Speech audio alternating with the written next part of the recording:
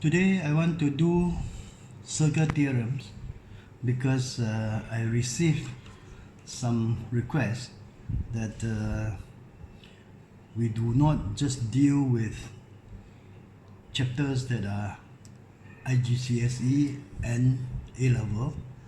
We can go back a little to year 6 or year 7. So circle theorem will appear in Maths 0580, SPM single maths, as well as equivalent O levels of other countries. So basically they are just 4 theorems plus 1 or 2 tangent theorems. Let's go to the first one. If we draw a diameter, so O will always represent my center, then angle in a semicircle is 90 degrees. I always tell my student, if the diagram is drawn almost to scale, the angle will look like 90 degrees itself already. Theorem number 2. Angles in the same segment. Now this is the segment. So from A to B, that arc there, right? So this is the segment. So if we were to do that, then the angles in the same segment are equal. Right? I used to call this the ribbon theorem because it looks like a ribbon, and therefore this angle is also equal to that angle. So in fact, these two triangles are similar, something I hope to deal a little bit afterwards. The third important theorem is angle at the center. So if I call this 2 theta, is twice the angle at the circumference. Right? So it is interesting, if I apply the second theorem, then this angle theta is also angle in the same segment as the other theta. But I can always look at it upon this angle at the center is double the size of the angle at the circumference also. So in a way it is quite flexible. Right. One remaining theorem before we bring in the tangents is a cyclic quadrilateral. Yeah? So opposite angles in a cyclic quadrilateral. By cyclic quad we mean the 4 points must lie on the circumference of the circle. And in that case, A plus B is 180 degrees. So is C plus D.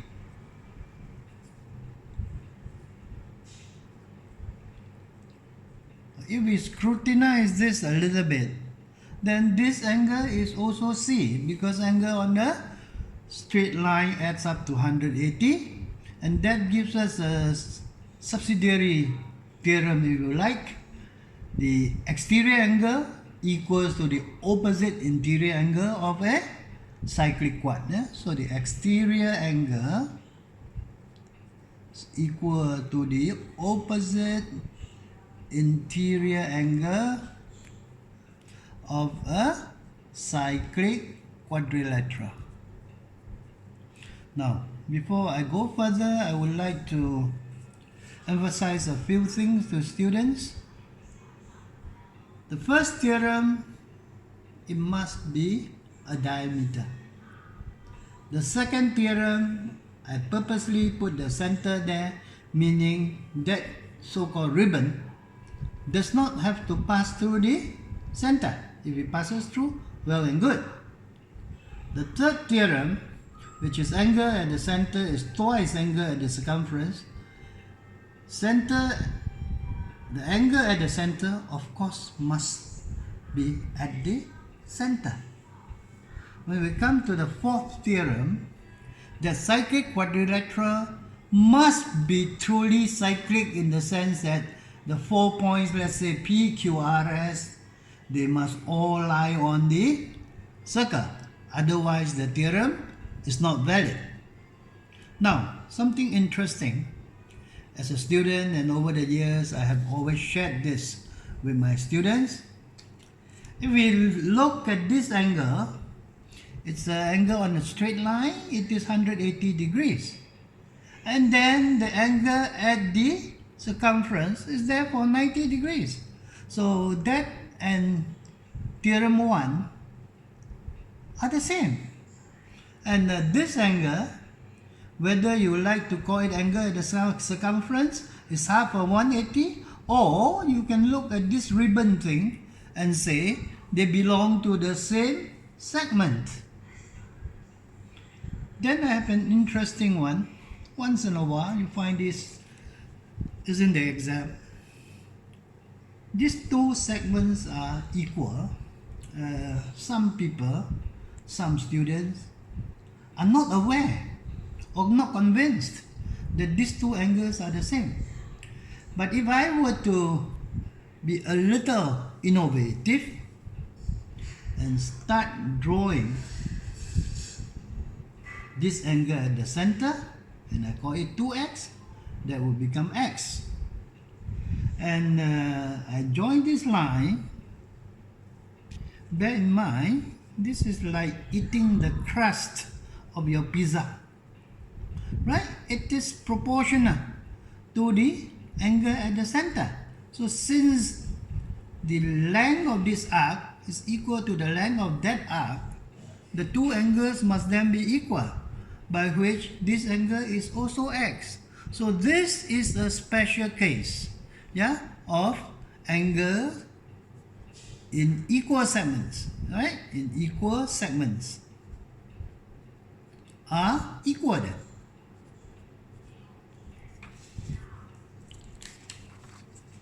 Now, at the higher form, tangent will come in. A tangent is a line that touches the circle at one point.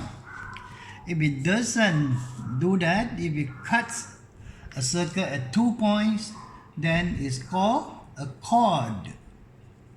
So a tangent is special. Yeah, it touches a circle at one point.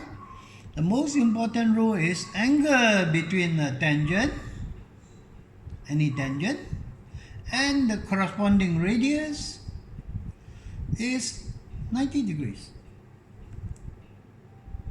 Right.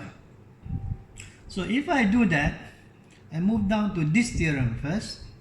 The two tangents are equal from the same point. And always join O to T so that we have two congruent triangles. So the two triangles are congruent, right? The two congruent triangles are OAT, and OBT. Alright? And we call that condition RHS.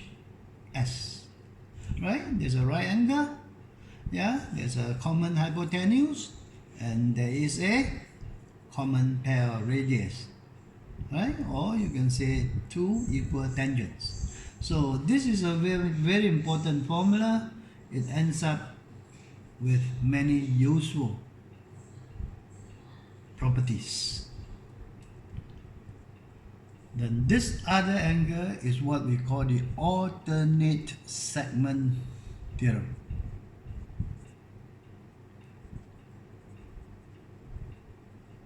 Right. Note that it does not have to pass through the center. This exterior angle is equal to the opposite interior angle, meaning this segment equals to that angle segment.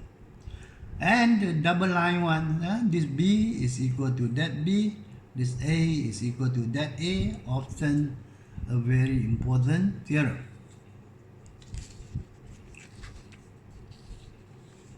Let's take a look at this interesting case. Right? Of course, these are the radii of the circle. But if you like, just a little bit of imagination, this angle is 2y because it's angle at the circumference, center. And that happens to be y, of course. So either you look at it as base angles of an isosceles triangle, or you can use the angle at the center equals to twice angle at the circumference. One of the most important properties of circle is if you drop a perpendicular to any chord, then you divide the chord into two, and the result is you get a pair of congruent triangles. This theorem often, or this type of question often comes out in additional maths also, where a log, the cross section of which is partially submerged in water. The first thing a candidate should do is drop a perpendicular and make that equal, right? And then these angles can be found easily if these lengths are given. So can y be found by Pythagoras theorem, right? So in short, before we solve any problem, it will be useful to put in those missing lines that the examiners do not put for you.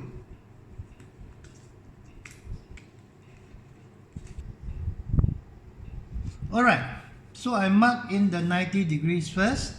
Now this is a question that came out in Extended Mathematics Paper 2, summer 2007, exactly 10 years ago. But things haven't changed. After all, these are a few thousand years, yeah? Thanks to the Greeks. Right, as I said earlier, the tangents are equal, and the first thing I would urge my students to do normally is to join a light line there, just in case you need it. And those are the radii. And what I do is I tell the more able students, don't even bother to read the question, yeah? Because you can start solving, right? So the question first asks for W, right? So W degrees plus 64 degrees, and that is angle in the semicircle, and that has to be 90 degrees. So W degrees equal to 26 degrees. If the question only asks for W, then drop the degree, right? So it is consistent. So if the question asks for it, then you put the reason, angle in a semicircle equals 90 degrees. Yeah, so look at the mark scheme whether this is required or not. The second question asks for x, and normally, may I emphasize here, the order in which Cambridge asks the question, the parts of the question, logically follows the solution. For example, x, right? Of course, you could have solved x first. Yeah. When I look at x, I must concentrate on this part, right? So in my brain, what is playing now will be I am bearing in mind the 4 theorems. So this x is double that 64. So 2 times 64 equals to 128 degrees. Again, x equal to 128. Right? Just for formality, or if the question requires it, you see a 2 mark or something, please write there. Angle at the center, note that that is real center, is twice angle at the circumference. Right? So sometimes reasoning like that is required. Having found that, I would like to share something with you. Note that this is 90 because tangent and radius, that is also 90. In all cases then, the quadrilateral POQT is a cyclic quadrilateral. Right? Because you can really accurately draw a circle and it will go through those 4 points. Now based on that, then I can solve my y very easily. I always tell my students we are all human beings. Once you get the number, put it there. Then 128 plus y will be 180, right? Why? Because they are opposite angles of a cyclic quad equals to sum of opposite angles of a cyclic quad equal to 100 degrees. There, 90 plus 90 is 100. Therefore, this plus that, which is 52 degrees, will also be a cyclic quad. Now, I hope this has removed some fear, from those who have always, doubted their own ability. Permit me to raise up one issue here.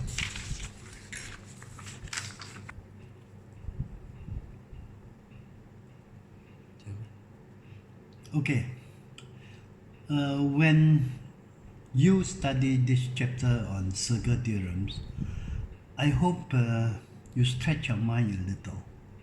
Every time you see this ribbon, actually there are two similar triangles. The similar triangles are O is common, so OAB. Look at A and P, they are angles in the same segment.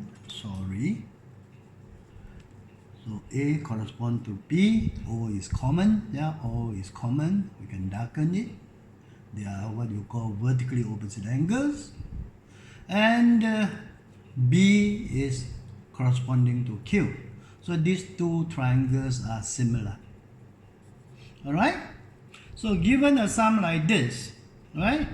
Please bear in mind, they are similar means you can actually, if you have written down properly, now I'm looking for OQ, right? Then I can look at OP. So OB over OQ equals, since I know AO, equal to AO over OA over OP. Quite neat, Or if you want to look at the stripes, right? OB is this length, is opposite the angle with one stripe. OQ